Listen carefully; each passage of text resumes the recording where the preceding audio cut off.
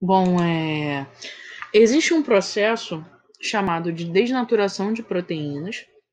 A desnaturação é a perda de forma e, consequentemente, perda de função dessa proteína. Então, ela perde aquela estrutura tridimensional dela e ela não consegue atuar direito, né? A desnaturação ela pode ser um processo reversível ou não. Aqui, na primeira imagem, a gente tem um exemplo de desnaturação irreversível, causada pelo calor. Na verdade, os dois exemplos da imagem aqui são pelo calor, mas não é ele a única fonte de desnaturação, tá? O único fator, né, de desnaturação. Vamos pensar no ovo. A gente tem uma composição bem líquida, né? Tanto na clara quanto na gema, no caso do ovo cru. E a partir do momento em que a gente aquece, seja ele por cocção na água, né, no caso do ovo cozido, ou por fritura, e aí já entra em ação a presença do óleo e outras coisas mais, mas vamos pensar somente na ação do calor. A gente tem uma mudança, né, na estrutura, a gente tem uma modificação nessa proteína ao ponto dela mudar a consistência, né? A clara ela deixa de ser líquida, muda a cor, inclusive, né? Passa a ter uma consistência um pouco mais sólida, no caso da gema também, né? E isso é irreversível. A partir do momento em que a gente deixa de fornecer o calor, né, ou que ela esfria, o ovo não volta à forma líquida. Mas a gente tem alguns processos de desnaturação que são de forma reversível. Esse aqui é um exemplo muito comum do dia a dia, né? Para quem é adepto aí do uso das pranchas e tudo mais.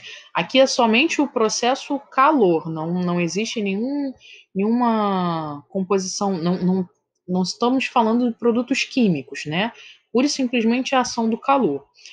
O caso da chapinha, né, da prancha, ela fornece o calor e ele desnatura, né, as proteínas que existem nessa fibra capilar, mudando o aspecto da fibra. Porém, isso se reverte, né? Então, somente a ação do calor não faz com que o cabelo mude completamente. Aí é uma outra situação quando a gente compara as progressivas. A progressiva é uma mudança química, né, que faz com que essa fibra se torne modificada de forma reversível, mas somente a ação do calor não faz com que isso seja irreversível, não, tá? Em relação a isso, né, tem que se ter muito cuidado para que a gente tenha um controle de calor, né? E aí a gente vai discutir um pouquinho melhor quando falarmos das ações enzimáticas, a gente vai voltar nesse assunto, mas o calor é um dos fatores que pode promover a desnaturação de proteínas.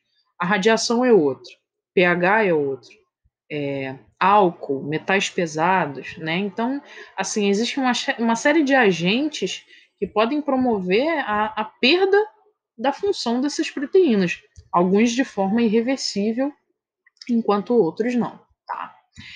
Aqui a gente tem um exemplo de perda de função e a gente pode considerar como desnaturação, mas por característica genética, né?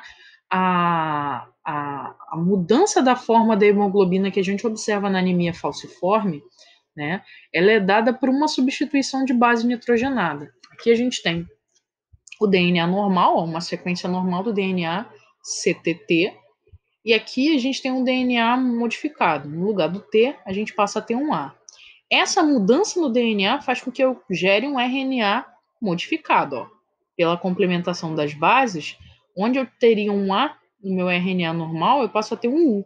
E esse códon, normalmente na hemoglobina, me geraria a glutamina.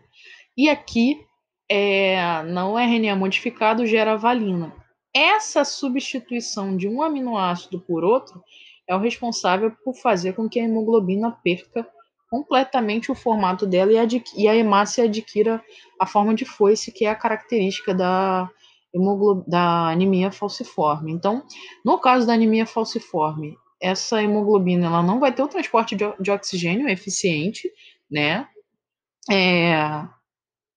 Por ela não ter o formato que ela deveria ter, ela não consegue circular direito no capilar, né? Então, entre outras complexidades, outros efeitos que estão associados a ela.